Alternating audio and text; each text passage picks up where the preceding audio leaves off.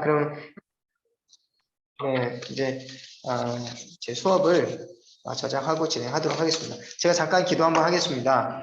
사랑하는 주님 감사합니다. 코로나 시대가 이제 해가 저물어 가듯이 이제 막을 내리려고 하는 것 같습니다. 주님, 그러나 코로나가 더욱더 기승을 부리고 있습니다. 주님, 이 시대를 하나님 저희들이 막연하게 또는 피상적으로 바라보지 않게 하시고 하나님께서 이 시대를 어떻게 이끌어 가시는지 믿음으로 바라볼 수 있도록, 또 특별히 오늘 우리에게 스가랴서를 공부할 수 있게 하셨사오니 스가랴서를 통해서 오늘 내가 주어진 자리에서 어떻게 하나님을 섬기고 이 시대를 바라봐야 할까 고민하는 시간이 되게 하여 주시옵소서.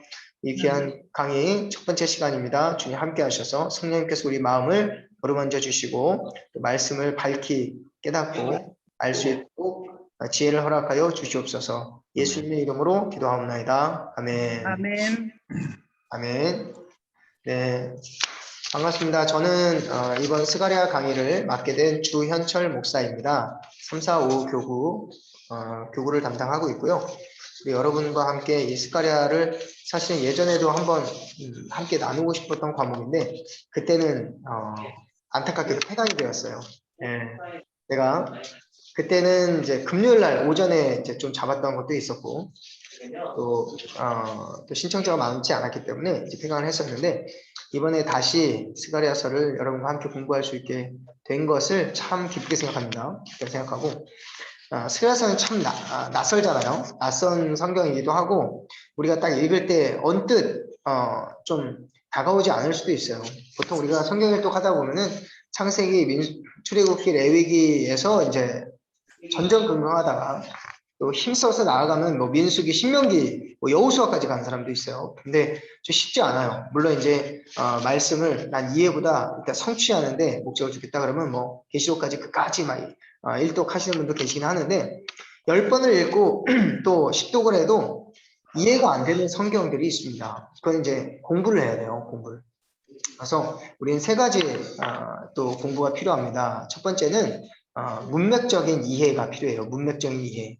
그래서 앞뒤 문맥에 따라 내가 똑같은 한글을 읽더라도 문단마다 연결되는 뭔가 의미들이 있어요. 의미들이. 그리고 문장마다 연결되는 흐름이 있습니다. 그 흐름을 따라서 읽는 게 참 중요해요. 문맥적 읽기가 참 중요하고 그 다음에 역사적인 읽기가 중요합니다. 역사. 그래서 스가랴서라고 한다면 스가랴서의 그 역사적인 배경을 우리가 이해를 할 때 이스라엘의 역사죠. 역사적인 배경을 이해할 때 이 구절들이 이 단어가 이래서 나왔구나라는 것들을 우리가 이해할 수가 있습니다. 그리고 또 나아가서 문법적 이해가 좀 필요한데요. 이 문법적 이해는 우리가 사실은 구약 성경이 기록되어 있는 히브리어, 신약 성경이 기록되어 있는 헬라어를 우리가 배워야만 이해할 수가 있어요. 근데 그 부분은 사실 한계가 있잖아요. 그래서 교역자를 통해서 어느 중요한 부분의 문법적인 이해를 좀 이제 도와드릴 겁니다. 이런 차원에서 우리가 좀 보게 될 거고요. 그리고 이제 성경은 두 가지 방식으로 읽어야 돼요. 어떤 성경이든 간에 이제 스가랴서뿐만 아니라 성경이 쓰여졌던 시대와 지금 우리가 성경을 읽고 있는 시대가 격차가 있어요. 간격이. 어떤 간격이 있냐면 시대적인 간격이 있습니다. 그래서 보통 마태, 마가, 누가, 요한복음만 봐도 신약 성경만 봐도 2000년이라고 하는 굉장히 긴 역사적인 간격이 있습니다. 그렇기 때문에 문화적인 굉장한 차이가 있어요. 우리 똑같은 뭐 사람 사는 게 다 똑같지 않습니까? 라고 하지만 정치적인 또 문화, 사회 문화적인 그리고 이제 뭐 여러 가지 상황들을 우리가 좀 살펴볼 수 있겠고요.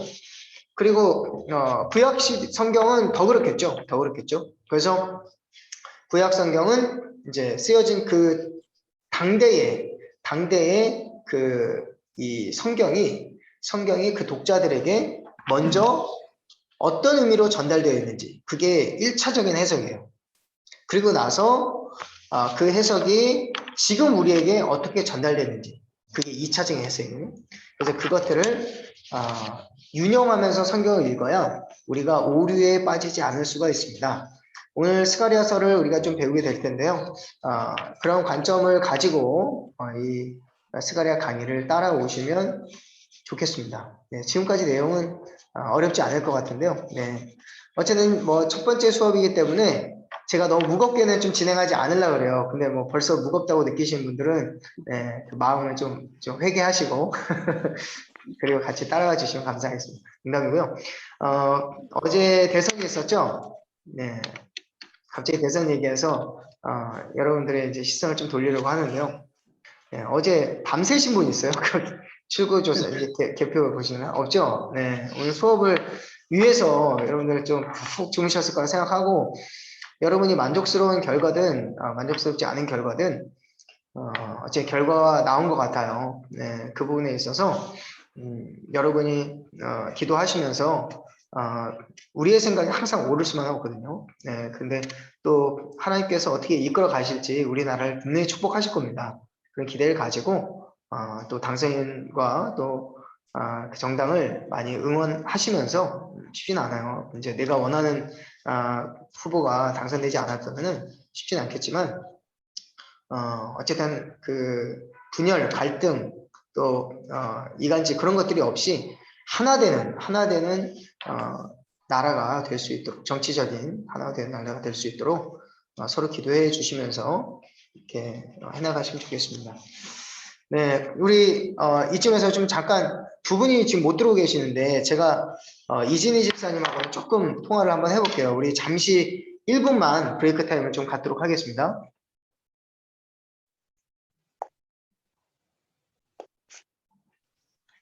네, 잠시만요.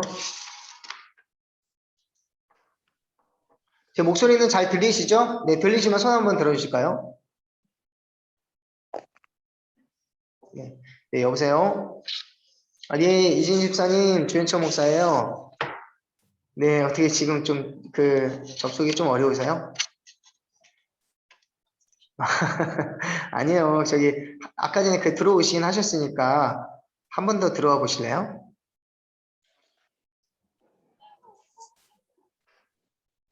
네네.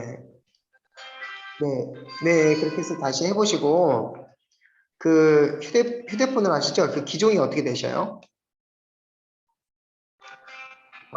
그러면은 그냥 그 클릭을 누르시면 될 건데 네, 그러면 뭐 한번 여러 번 한번 해보셔요. 저도 이제 소리가 안 들리는 부분은 이제 뭐 그 설정 부분일 것 같기도 하고 아니면 이제 뭐 접속 환경이 좀 안 좋아서 이제 그럴 수도 있거든요. 그러니까 위치를 조금 옮겨서 와이파이를 하시더라도 그렇게 해서 한번 해보시고 여러 가지를 한번 해보세요. 네, 네네네네. 그거 다 똑같이 합니다. 그건 뭐 어렵지 않고 다르게 해서 들어오는 사람은 없으니까요. 네, 네, 여러 번 해보세요. 네, 네. 네, 이렇게 해서 진행할, 제가 문자로, 이 강의안을 한번 보내드렸어요. 강의안 같은 경우는 여러분 이제 참고하시도록 이제 보내드렸고, 이제, 이 스가랴서를 제가 좀 간략하게만 좀 소개를 좀 먼저 드리겠습니다. 네, 우리, 그 수업 좀 진행할 때 약간 소음이 들리지 않도록 좀 서로 협조해 주시면 너무 감사하겠습니다. 네, 그 스가랴의 이거를 뭐 휴대폰으로 하실 때는 이거 같이 보기 어려우시잖아요. 네, 이거를 그럼 제가 설명만 좀 해드리고 역사적인 배경을 여러분들이 조금 이해를 하면 그러면 이 스가랴서가 좀 술술 읽혀지기도 하거든요. 역사적인 배경을 먼저 이해하게 되면 그래서 그 부분을 먼저 좀 말씀을 드리겠습니다. 이스라엘이라고 하는 나라는 하나님께서 이 사울 왕을 초대 왕으로 세우시면서 이 왕정 시대를 시작하셨어요. 그래서 사울 왕 1대 초대 왕이에요. 그 다음에 이제 다윗이 2대 왕이 되었고 그 다음에 솔로몬 이 3대까지 이 왕정 시대가 열리게 되었습니다. 그래서 이 3대까지는 통일 왕국이에요. 통일 왕국. 근데 이제 4대째부터 분열 왕국으로 나누어지게 됩니다. 그래서 이 솔로몬의 아들인 르호보암과 또 이 반역의 세력인 이 여로보암은 12지파 중에 10지파가 같이 큰 대국을 이루고 또 남유다는 유다만이 있는 것이 아니라 유다 족속하고 이제 베냐민 족속 이 두 족속이 예루살렘 성전 근처로 모여서 한 나라를 이루게 되죠. 그리고 나서 거의 20대 정도의 남유다 왕이 계속해서 분열 왕국 상태로 흘러갔고 북이스라엘도 한 20번 이상, 20번 가량 왕이 교체가 되었습니다. 근데 놀랍게도 남유다는 그 왕이 다윗 왕의 후손들이 계속 왕위를 이었어요. 그래서 한 번도 그 왕위가 바뀌지 않고 그 왕조가 바뀌지 않아요. 보통 왕조 다이너스티 왕조라고 하면 제가 알기로는 이 5번이나 3번인가 5번인가 대를 이어서 왕위를 계승하게 될 때 이 왕조라고 표현을 하는 걸로 알고 있어요. 근데 북이스라엘은 딱 한 번 그 예후의 족속만 예후 왕위만 3번이나 그 자녀들과 또 자녀와 손자가 왕위를 이었습니다. 그 외에는 전부 쿠데타라고 하죠. 이 반역을 통해서 왕이 계속해서 교체가 되었어요. 그럼 얼마나 불안정했겠습니까? 북이스라엘이 그렇게 해서 여로보암의 죄로 계속해서 왕정시대가 흘러갔어요. 분열 왕국이. 그리고 남유다는 다윗 왕의 계보가 계속해서 흘러가면서 결국에는 북이스라엘이 그 죄로 인해서 멸망을 하게 됩니다. 그리고 남유다의 또 죄로 인해서 이제 멸망을 하게 돼요. 그래서 이런 역사적인 배경이 있습니다. 이거는 이제 사무엘상하, 열왕기상하, 역대기 상하에 기록되어 있는 전체적인 흐름입니다. 그래서 북이스라엘과 남유다를 하나님께서 사랑하시지만 또 사람의 매와 징계로 채찍질하셔서 그들이 하나님 율법 안으로 다시 돌아올 수 있도록 주님께서 이끌어 가시는 과정이었다라는 것을 대략적으로 이해하시면 흐름이 잡히실 거라고 생각합니다. 그 이후에 포로기 기간 전에 있었던 선지자가 있고 포로기 시대에 쓰여진 선지서가 있어요. 그리고 포로기가 마치고 70년의 포로기가 마치고 이 바벨론 포로기를 얘기합니다. 포로기를 마치고 나서 쓰여진 선지서 성경이 있어요. 이 스가랴 같은 경우는 포로기 이전이 아니라 포로기 시대도 아니고 포로기 이후에 쓰여진 성경입니다. 네, 그 정도 이해하시면 조금 흐름이 잡힐 거예요. 네, 여기서 잠깐만요. 우리 이진희 집사님 들어오셨는데요. 혹시 음성이 들리시나요? 들리세요? 네, 제 음성이 잘 들리세요? 네, 네, 목소리. 이진희 집사님 한번 음소거를 해제하시고 한번 말씀 한번 해보실래요? 소리가 들리는지 확인하겠습니다. 들리시나요? 네, 네, 감사합니다. 네, 감사합니다. 우리 박수 한번 하겠습니다. 아유, 고생하셨어요. 네, 음소거를 지금 하셔도 되고 안 하셔도 되고요. 네, 그래서 이제 수업을 조금 진행하고 이제 소개 시간을 좀 갖도록 하겠습니다. 그래서 제가 말씀드린 건 이사야 선지자 같은 경우는 포로기가 있기 200년 전에 쓰여진 성경이에요. 굉장히 오래된 거죠. 포로기가 이건 꼭 여러분 노트 가져오셨죠? 노트에다가 적어보세요. 이스라엘 멸망. 이거 북이스라엘 멸망이에요. 북이스라엘 멸망은 723년. 그리고 남유다 멸망 586년입니다. 네. 그리고 이게 BC예요, BC. Before Christ. 그렇죠? 네. 예수님께서 오시기 전을 이제 주전 몇 년도, 이건 이제 뭐 숫자는 거꾸로 계산을 하게 되죠. 그래서 723년이 더 오래된 시간이에요. 그러니까 북이스라엘이 먼저 멸망을 했고, 그 다음에 남유다가 그 이후에 우리 586 세대, 저 586 세대인데요. 486, 586 세대인데. 그 586이라고 외우시면 돼요. 이게 되게 중요합니다. 586. 586년. 이게 뭐 연도는 조금 오차는 있을 수 있어요. 왜냐면 그날 한 해의 전쟁, 뭐 핵전쟁으로 끝난 게 아니라 몇 년에 걸쳐서 계속해서 정복당하다가 최종적으로 예루살렘 성곽이 무너지고 성전이 무너진 그때 완전히 이제 멸망당하거든요. 그때가 이제 586년도 전후로 보고 있습니다. 그리고 이제 포로 귀환 시대까지가 이제 535년에서 530년이에요, BC. 그래서 약간 기간이 70년 딱 떨어지진 않아요. 근데 그 전후로 보면은 이 기간이 이제 또 맞아 들어가거든요. 그래서 북이스라엘이 멸망을 당했을 때 아시리아 알죠? 아시리아라는 제국에 의해서 멸망을 당했고요. 그리고 남유다가 멸망당할 때는 이미 아시리아가 바벨론이라고 하는 여기 굉장히 야만족이에요. 야만족. 아시리아도 굉장히 잔인한 족속들인데 굉장히 잔인한 족속이에요. 근데 바벨로니아 제국에 의해서 이 아시리아가 멸망을 당했습니다. 그럼 이제 아수르의 포로였던 이 북이스라엘이 어디로 갈까요? 이제 바벨론의 포로가 되겠죠. 바벨론에. 그때 이 남유다가 이제 바벨론에게 멸망을 당하게 되는 것입니다. 그래서 이 멸망을 당한 그 시점에, 멸망을 당하기 거의 직전에, 그리고 그 시점에는 이 예레미야 선지자가 선지서를 썼어요. 예레미야와 예레미야 애가. 남유다가 멸망을 당할 그쯤에.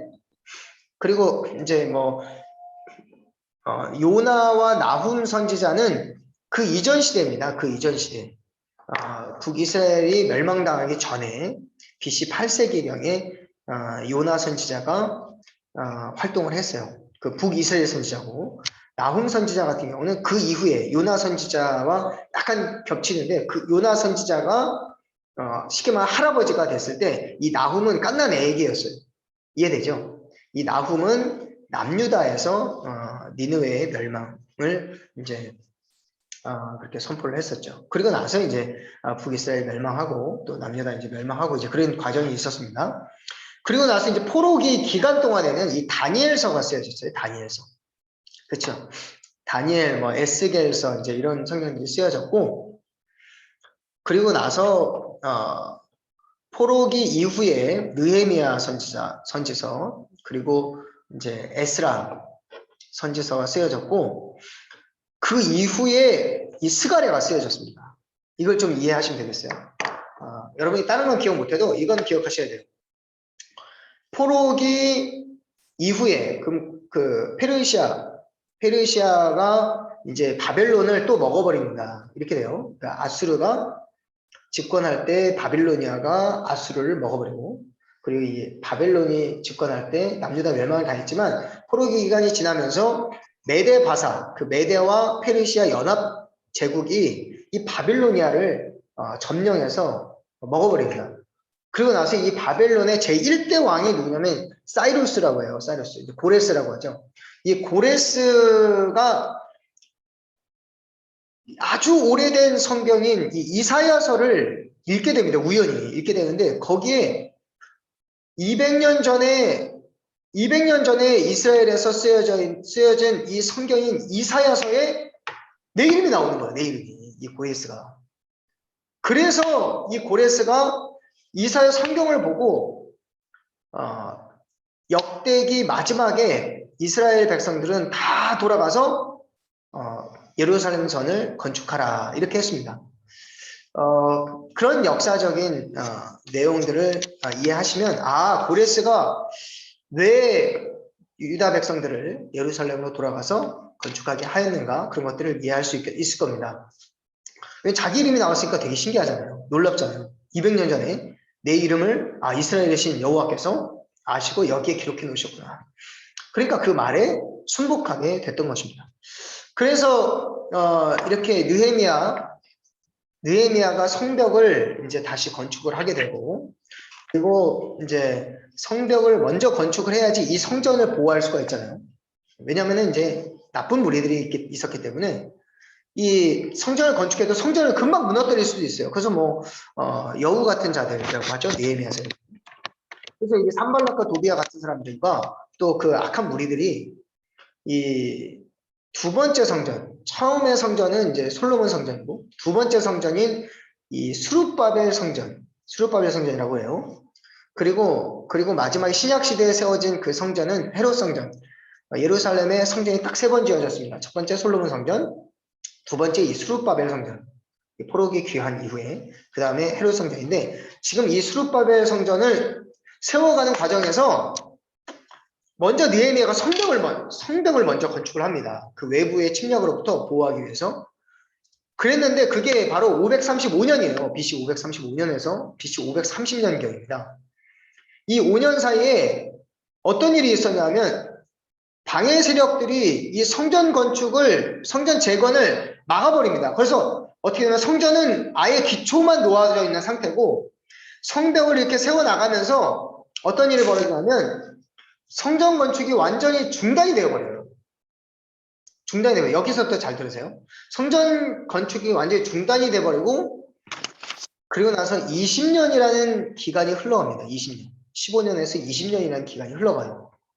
그래서 이 20년이라는 이 기간 동안에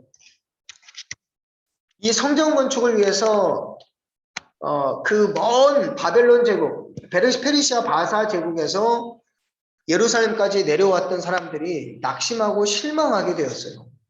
왜냐하면 성전 건축이 더 이루어지지 않고 그대로 성전 벽돌 하나가 더 올라오지 않고 20년이라는 시간이 흘러갔기 때문에 낙심해 있는 상황에서 하나님께서 이 스가랴와 학개 선지자를 통해서 그들을 격려하고 다시 용기를 북돋아 주기 위해서 이 스가랴와 학개서가 기록이 되었습니다.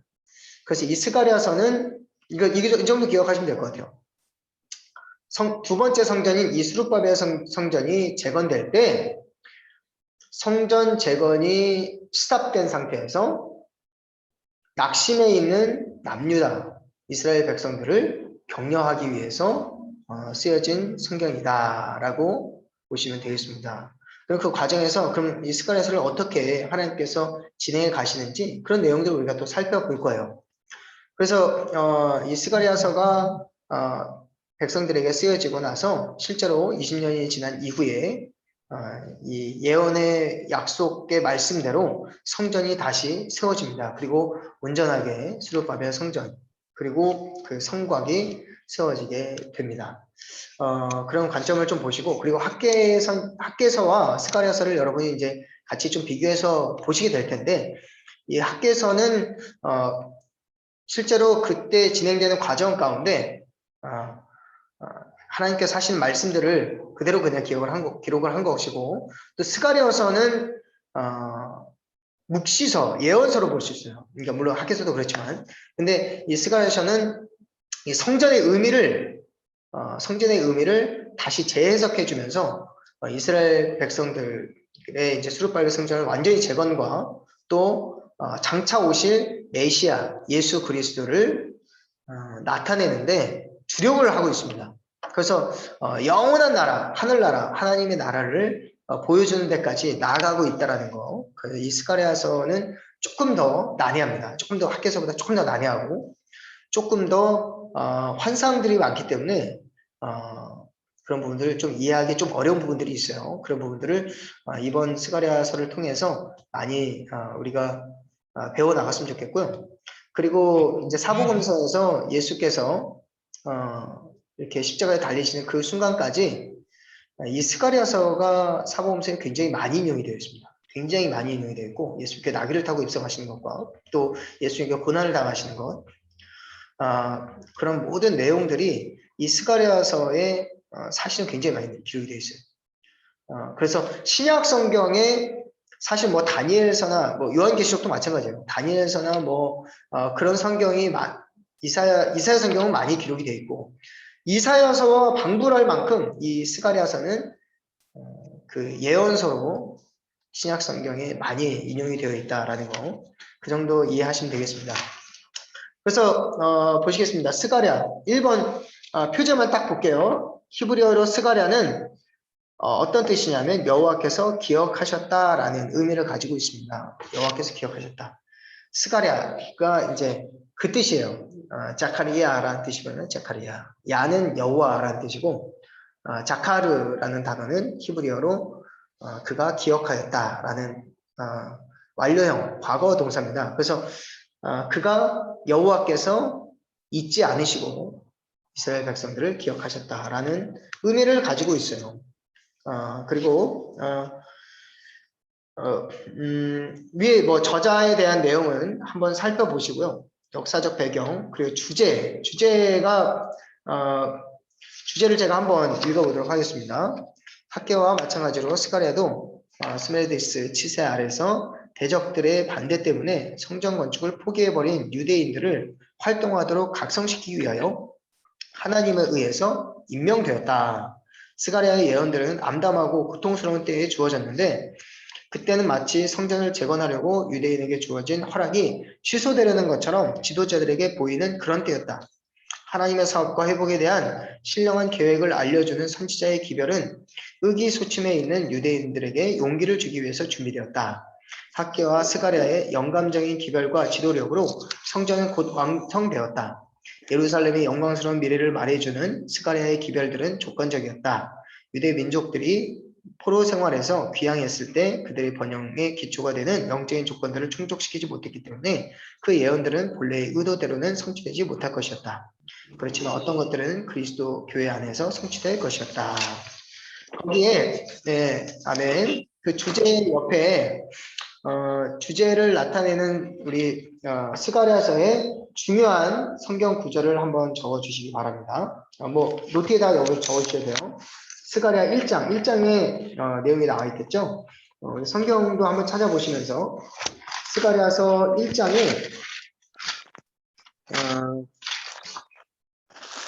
어디를 보시냐면은 14절에서 17절까지 말씀입니다.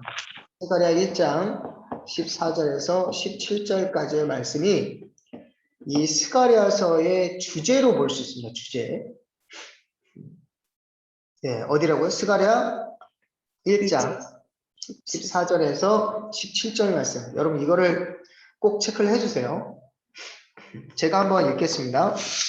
내게 말하는 천사가 내게 이르되 너는 외쳐 이르기를 만군의 여호와의 말씀에 내가 예루살렘을 위하여 시온을 위하여 크게 질투하며 안일한 여러 나라들 때문에 심히 진노하나니 나는 조금 노하였거늘 그들은 힘을 내어 고난을 더하였음이라. 그러므로 여호와가 이처럼 말하노라. 내가 불쌍히 여김으로 예루살렘에 돌아왔은즉 내 집이 그 가운데 건축되리니 예루살렘 위에 먹줄이 쳐지리라. 만군의 여호와의 말이니라. 그가 다시 외쳐 이르기를 만군의 여호와의 말씀에 나의 성읍들이 넘치도록 다시 풍부할 것이라. 여호와가 다시 시온을 위로하며 다시 예루살렘을 택하리라 하라 하니라. 아멘. 스가랴의 주제는 너희는 내게로 돌아오라. 사실 이게 주제예요. 주제인데 전체적으로 이 스가랴서의 전체적인 뭐 앞부분은 환상적인 내용들 8가지의 환상이 나온다고 했죠. 1장부터 8장까지 8가지의 환상들이 나오고 그 다음에 9장부터 14장까지 내용을 두 구분으로 저희가 볼 수가 있습니다. 그래서 9장부터 14장은 예루살렘 성전이 회복됨과 그리고 장차 그것이 나아가 완성될 성전, 그러니까 완전한 성전인 예수님 메시아께서 오실 것이다. 이것을 9장에서 14장까지 나타내주고 있어요. 그래서 이 스가랴서의 줄기를 제가 딱 한 구절로 말씀드리면 이렇습니다. 성전 건축을 고레스 왕이 성전 건축을 하라고 이제 유다인들 백성들을 다 보냈는데 역대기를 보시면 느헤미야와 에스라서를 보시면 아시겠지만은 10분의 1도 안 왔어요. 왜냐하면 그들이 포로 생활을 70년이나 해왔는데 거기서 이미 익숙한 삶의 타성에 젖어서 예루살렘 성전을 기억하지 못하고 이방 나라에서 이방신을 섬기면서 안일하게 사는 것이 오히려 낫다라고 생각한 사람들은 오지 않았습니다. 그래서 소수의 인원만 왔어요. 얼마나 실망스러웠겠어요. 그리고 물자나 이런 것들도 넉넉하게 보내준다고 했는데 그것들도 너무 부족해서 그들이 지을 성전은 솔로몬 성전과 같이 그런 화려한 성전이 아니라 너무나도 초라한 성전이었어요. 근데 방해 세력도 많아. 그런데다가 이 성전을 처음에 기초만 놓고 성곽을 조금 세우다가 완전히 이것조차 그들의 계획조차 다 무너져 버리니까 실망하게 됐죠. 이 초라하고 볼품없는 이 성전을 우리가 건축하는 것도 참 힘이 안 나는데 이걸 건축해서 무슨 소용이 있겠는가. 그리고 하나님께서 말씀하시는 거죠. 너희들에게 초라한 성전을 허락하신 건 이유가 있다라는 거예요. 이유가 있다. 그리고 이 성전을 너희들이 건축하려고 모인 자들이 5만 명, 고작 몇 명만 밖에 안 되는데 그 기간 동안 하나님께서 이 성전을 건축하면서 이스라엘 백성들에게 하고자 하신 말씀이 있어요. 근데 그들이 다 모여야 되는데 다 이방 나라에 흩어져 있거든요. 그러니까 그들이 다시 이 성전에 모여서 힘을 합칠 기간을 또 허락하시는 거예요. 그리고 인내의 기간, 이 20년 기간 동안 하나님께서 그냥 성전을 뚝딱 허락하신 것이 아니라 그 인내의 기간 동안 너희들이 왜 포로로 끌려갔고 또 이 성전 건축이 힘든 이 기간 동안 너희들의 조상들의 죄를 기억하면서 너희들에게 이 예루살렘 성전을 허락하실 그때를 맞이할 때까지 배고픔을 준비하라는 거예요. 배고픔. 제가 요즘 들어서 저희 딸이 3살이거든요. 밥을 먹이는 게 너무 힘들어요. 옷 입히는 게 너무 힘들어요. 진짜 너무 힘들어요. 오늘 아침에도 사실은 저희 둘째를 낳았어요. 저희 애기 엄마가. 그래서 제가 이제 등원도 시키고 어린이집에 등원도 시키고 밥도 먹이고 옷도 입혀야 되는데 이유 없는 반항 이런 거 있죠. 이유 없는 반항. 옷을 안 입으려고 막 입히려고 하니까 안 입는다고 하는 거예요. 밥을 먹이는데 너무 힘이 들어요. 그래서 요즘은 제가 굶기고 있습니다. 밥을 안 먹이고 있어요. 배고파야지 얘가. 내가 배고프니까 손으로 밥을 먹더라고요. 정말. 쌀밥만 갖다 놨어요. 제가 하루는 하도 밥을 먹어서 몇 시간을 굶겨갔다고 짜증 팍 낼 때 제가 쌀밥만 딱 갖다 놓고 먹어라. 그러니까 이제 막 두 손으로 이렇게 밥을 먹더라고요.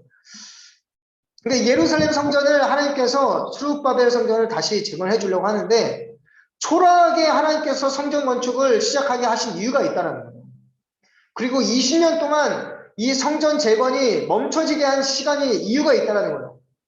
그때 기간, 그 인내의 시간을 허락하신 것이 어떤 의미가 있는지 이스라엘 백성들이 알도록 이 스가랴 선지자를 보내셨다.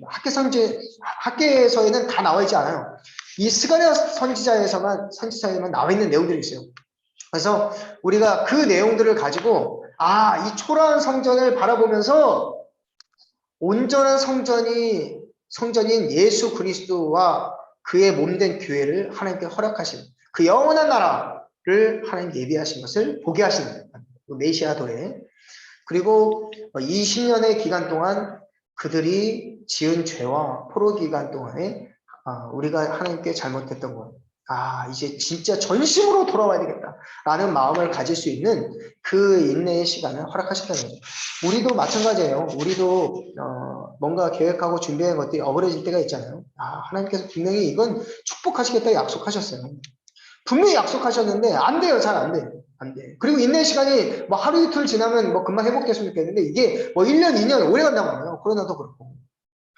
그럼 우리가 돌아봐야 돼요. 우리 모두가 다 지금 죄가 있어요. 그러나 하나님은 반드시 그것을 극복하게 하시고 반드시 우리에게 약속하신 그 회복을 이건 뭐 반드시 확실한 거예요. 확실하게 반드시 이루시겠다.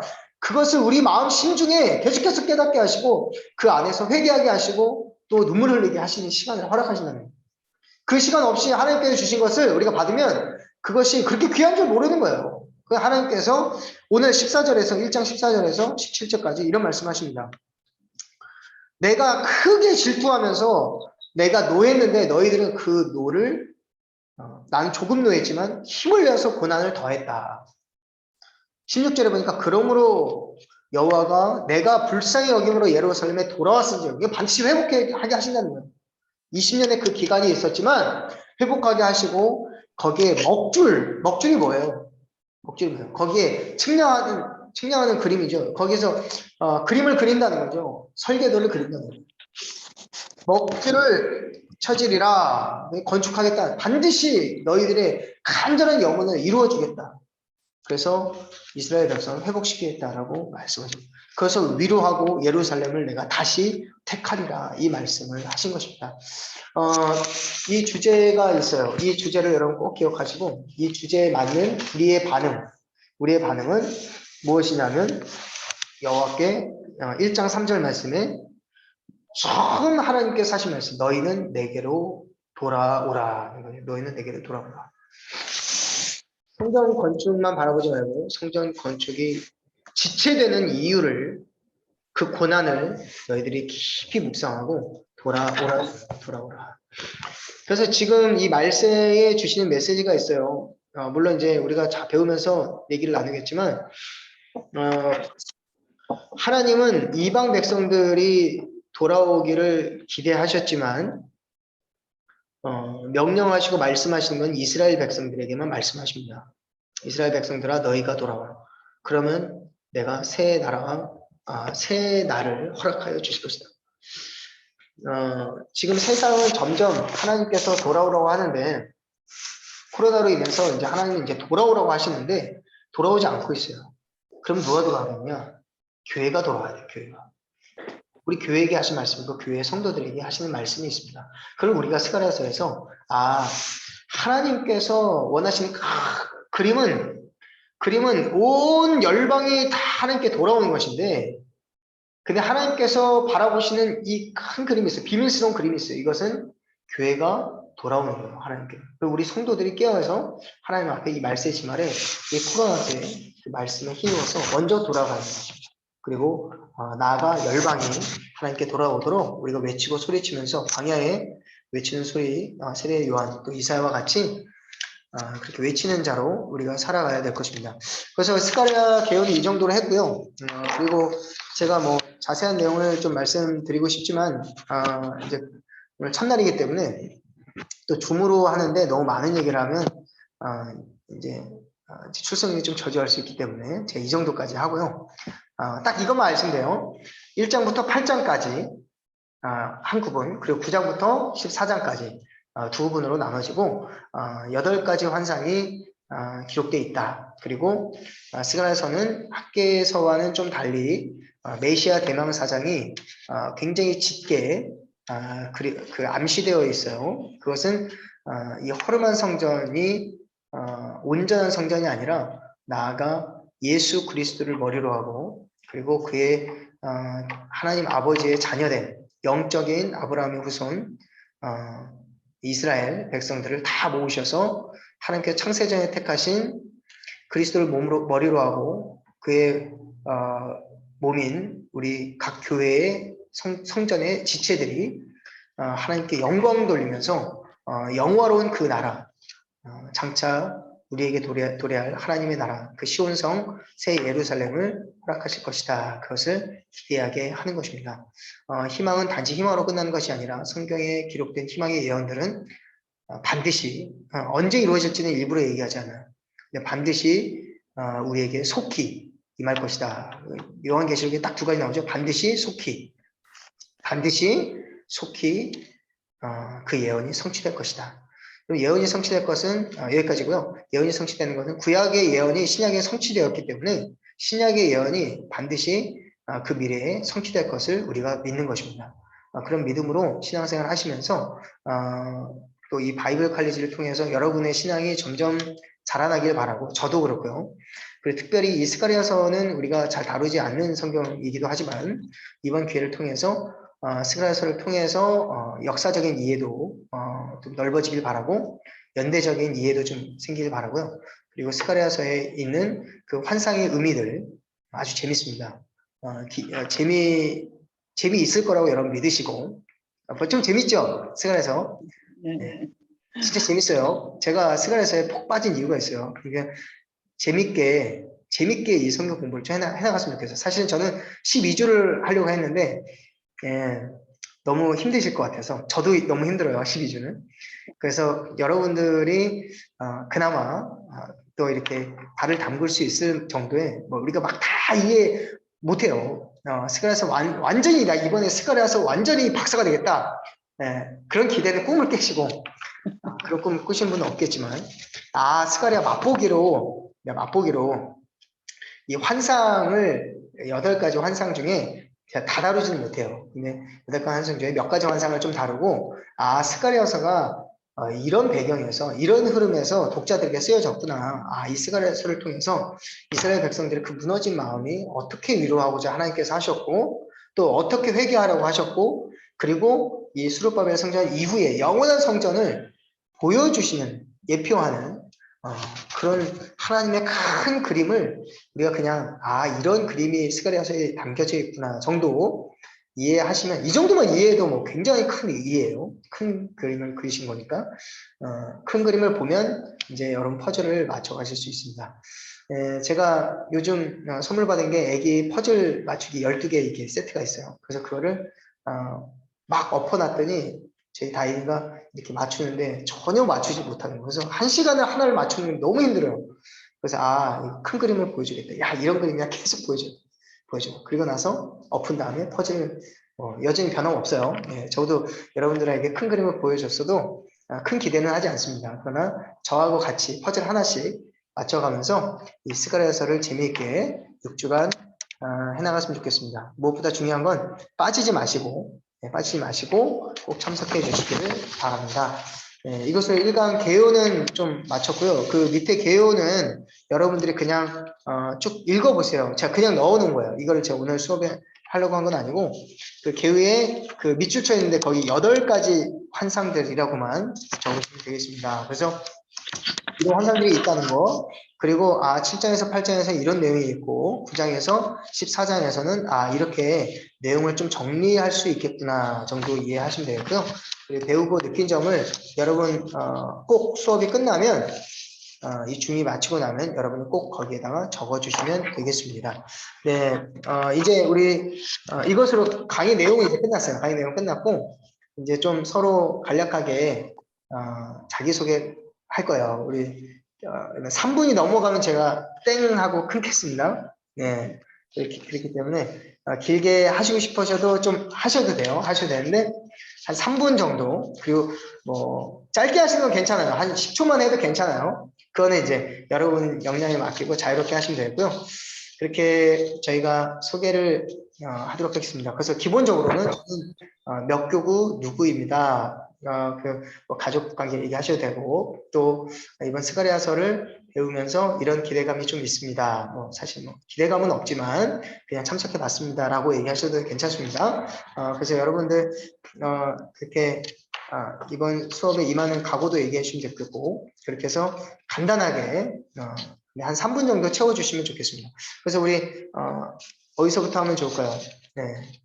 우리 제일 먼저 나오시는 분이 우리 박지현 집사님이고 박지현 집사님이 제일 먼저 들어오셨거든요. 네, 우리 시작하기 전에 박수 한번 하고 그리고 소개하도록 하겠습니다. 네, 음성을 해제하시고 여러분 집중해서 경청해 주시기 바랍니다.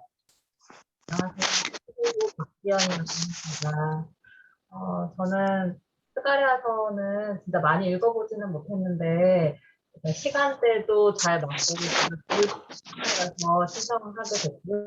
일단 바이블 칼리지 자체를 제가 처음 신청을 한 거라서 굉장히 많이 여기 그 내용에 보니까 안내문 내용에 보니까 환상에 대해서 다양하게 우리에게 향하는 그 말씀들을 이해할 수 있게 해주는 그런 내용들을 이어나신다고 해서 그 부분이 굉장히 기대가 되고 네, 감사한 마음으로 신청을 하게 됐습니다. 그래서 너무 반갑습니다. 끝났어요? 네. 네, 박수 한번 하겠습니다. 네. 그 다음에 우리 이춘호 집사님은 조금만 이따 할까요? 왜냐면 이춘호 집사님은 또 말씀 되게 조리 있게 또 재밌게 또 하실 거기 때문에 좀 기대가 돼서 물론 이제 다른 분들도 다 기대가 되지만 우리 강재현 집사님 먼저 한번 하고 싶어요. 우리 강재현 집사님. 목소리가 잘 안 들리지 않게 좀 크게 얘기해 주시면 감사하겠습니다. 네, 안녕하세요. 7교구 강지안입니다.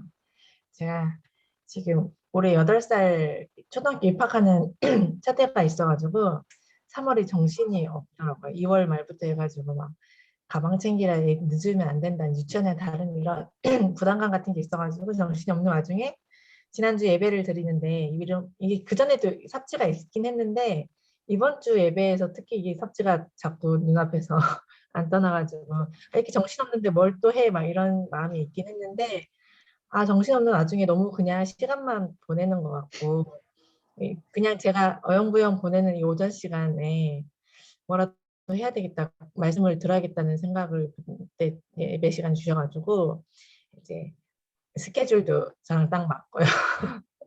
다른 거는 금요일은 또 셀 예배 드려야 될 것 같아서 금요일은 좀 힘들고 또 목요일 중에서도 일찍 시작하는 걸 해서 그 중에서 이제 했는데 보면 저도 강좌 소개한 것 중에 말씀에 이 시대를 향한 여기 단어에 꽂혔거든요. 이 시대를 향한 코로나 때문에 지금 아이들도 계속 마스크 쓰고 마스크 벗고 생활한 거 기억이 안 날 정도로 둘째는 지금 6살인데 마스크 벗고 놀았던 게 잘 기억이 안 난다고 할 정도로 이런 시대에 아이들에게 내가 어떻게 해줘야 될지 나는 또 어떻게 해야 될지 이런 것들에 대해서 계속 고민하고 있는데 이 시대를 향한 하나님의 음성을 여기서도 들을 수 있지 않을까 이런 기대도 하고 그래서 스가랴 듣게 됐는데 스가랴는 저도 만나면서 잘 못했던 부분인 것 같기도 하고 그래서 목사님 말씀도 듣고 이렇게 집중해서 한 단원에 대해서 공부를 해본 적이 없어요. 솔직히 성경 공부를 할 때 그래서 이렇게 한 목사님 한 말씀을 스가랴 전체에 대해서 성경에 대해서 해주신다고 해서 좀 기대도 되고 어떻게 수업이 진행될까 기대하는 마음으로 들었습니다. 앞으로도 잘 듣겠습니다. 네. 네, 반갑습니다. 그럼 우리 이진희 집사님 발표하겠습니다. 네, 안녕하세요. 잘 들리시나요? 네, 저는 799 이진이라고 하고요.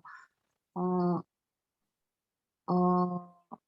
교회 온 지 얼마 안 됐고, 그래서 잘 모릅니다. 그리고 남편하고 대학생 두 자녀, 요번에 대학생 된 아들하고 대학교 이제 3학년 되는 딸이 있습니다. 그리고 스가랴서는 예수님에 대한 그런 예언이 있다고 들었고, 작년 10월 달에 담임 목사님이 설교 중에 말씀하신 게 있었어요. 그래서 그때도 이걸 말씀 노트를 갖고 있는데, 스가랴서 말씀으로 그때 설교하신 게 이제 마음에 많이 와닿아서 이거를 가지고 있고, 이 스가랴서가 계속 저한테 노크를 하네요. 그래서 이번에 목사님이 또 이렇게 하신다고 하니까 목사님을 말씀을 이렇게 가끔 들으면서 이렇게 말씀이 이렇게 쏙쏙 와닿는다고 해야 되나요? 그래서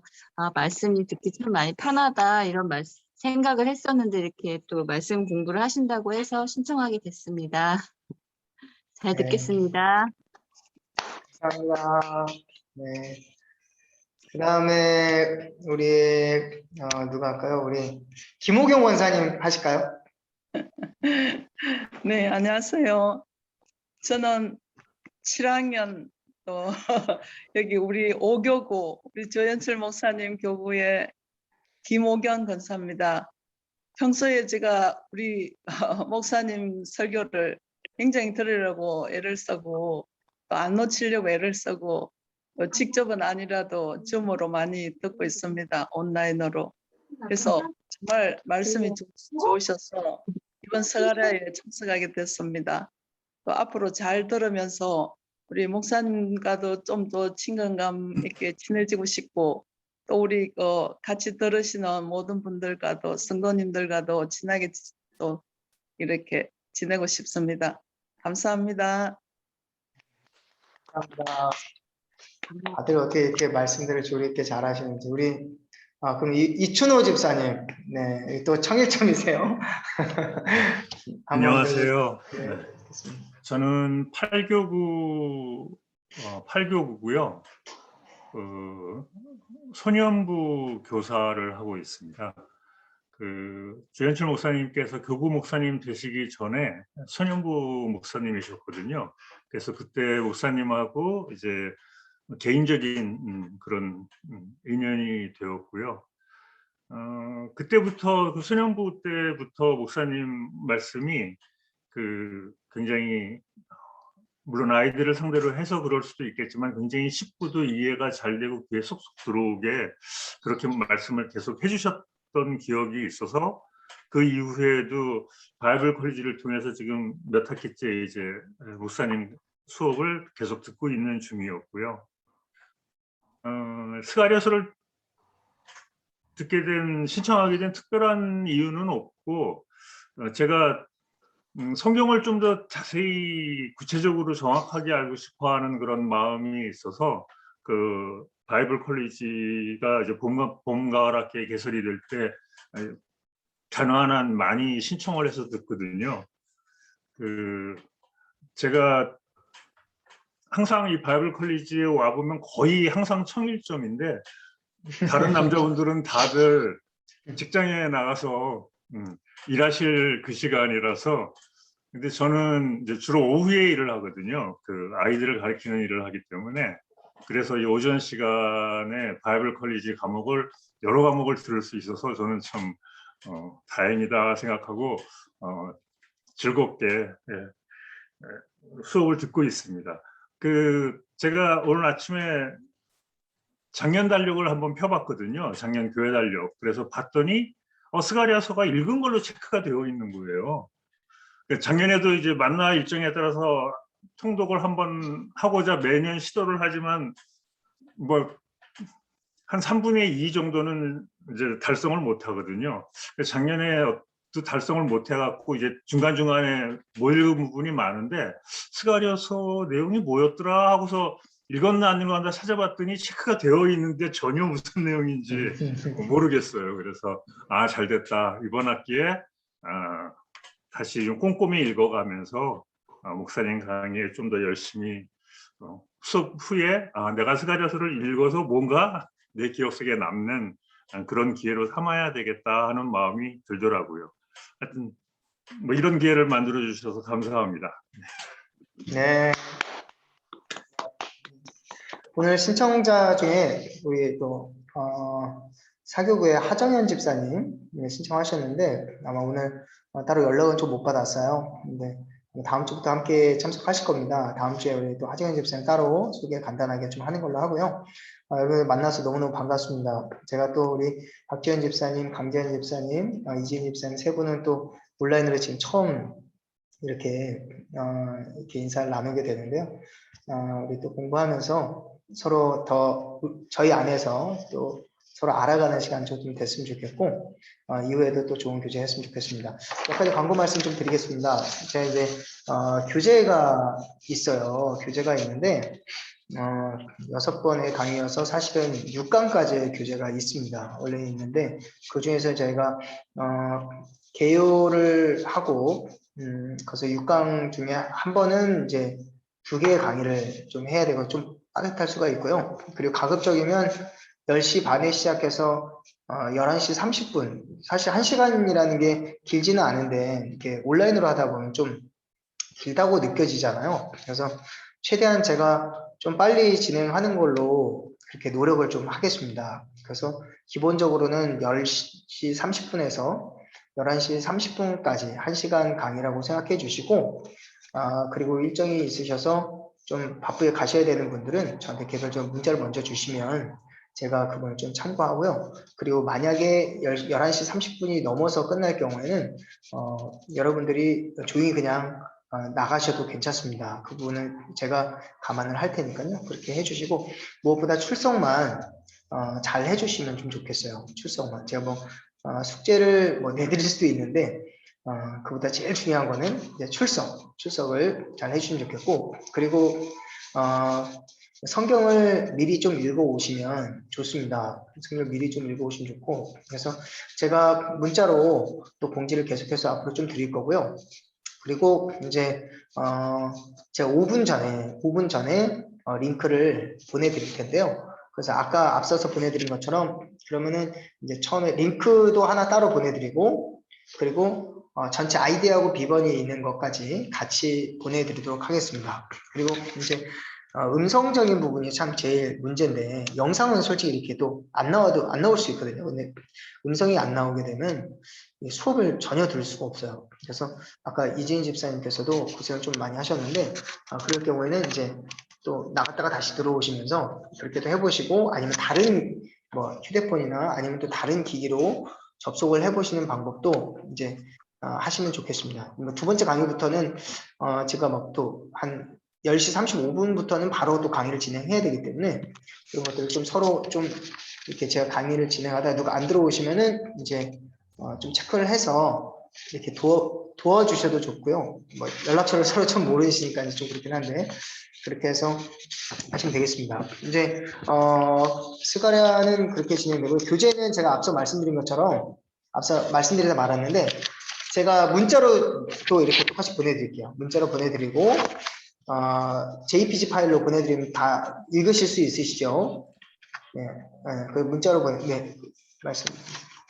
예, 목사님, 그 강의안을 이메일로 받을 수는 없을까요? 그러면 출력을 해서 그럴 수도 있어요. 같은 거 하기도 좋고 한데. 그래요. 그럼 그러면 제가 목사한테 이메일 주소를 문자로 보내드리면. 네네네. 그러면 이메일로 받고 싶으신 분들은 저한테 이메일을 주시면 제가 교재를 좀 뭐 처음에는 1주치, 2주치 드리고 마지막에 한꺼번에 제 교재를 좀 드리도록 하겠습니다. 그렇게 하고 이메일 안 주신 분들한테는 제가 문자로 이렇게 보내드리고 또 제가 프린트를 좀 미리 해놓을게요. 주일날 성전 예배 나오시잖아요. 이제 그러면은 예를 들어서 이제 오늘 수업을 했으니까 다음 주 목요일 강의를 내가 종이로 받고 싶다 하시는 분은 오셔서 사무실로 오셔서 그 행정전도사님께 제가 맡겨놓을게요. 조희영 행정전도사님께 맡겨놓을 테니까 전도사님 안 계시면 옆에 간사님 계실 거예요. 이정희 간사님. 그래서 스가랴 교재 받으러 왔습니다 라고 얘기하시면 종이로 좀 전달해 드리도록 하겠습니다. 그렇게 하면 되겠죠. 네. 세 가지 목사님, 그러면 네. 그러면 오늘 문자로 보내주신 것도 좀 프린트해서 그렇게 하겠습니다. 네. 예, 놔두시면은. 네. 그럼 다음 제 주일날 오셔서 받아가시는 분들은 이제 오늘 강의안까지 같이 이렇게 해서 이게 제가 드리도록 하겠습니다. 혹시 수업에 대해서 이제 궁금하신 점 있으면 지금 얘기를 해주실까요? 그 오늘 네. 오늘 맨 밑에 오늘의 느낀 점 뭐 그런 거 쓰는 칸이 있었잖아요. 네네. 예. 근데 오늘은 그냥 오리엔테이션만 하고 수업 내용은 특별히 없는 걸로 봐도 되죠? 네네네. 아니면 이거 숙제는 아니고요. 숙제 아니고 그냥 적어 보시는 거예요. 네. 네, 한번 적어 보세요. 뭐 자기소개를 했는데 뭐 기분이 좋았더라. 뭐 이렇게. 네. 이렇게 적으셔도 되고 이렇게. 아직 제가 숙제를 내드리지 않았습니다. 제가 고민 중인데 첫 번째 숙제 중요한 거는 본문 말씀 나오면 꼭 월요일부터 목요일 사이에 꼭 2번 정도 읽으시고 중요한 건 2번째 읽으실 때는 진짜 궁금한 부분이 있잖아요. 그리고 심지어 이상하다 싶을 만큼 좀 이해가 안 되는 부분들 그걸 좀 체크해 주시면 저희가 또 수업 중간에 저희가 이렇게 막 의논을 나눌 만한 시간이 있을지 모르겠는데 그걸 체크해 주시면 저한테 문자로 주셔도 되고 수업 후에 그리고 수업 시간에 시간이 조금 여유가 있으면 이제 질의응답을 좀 하는 시간을 가져도 좋을 것 같습니다.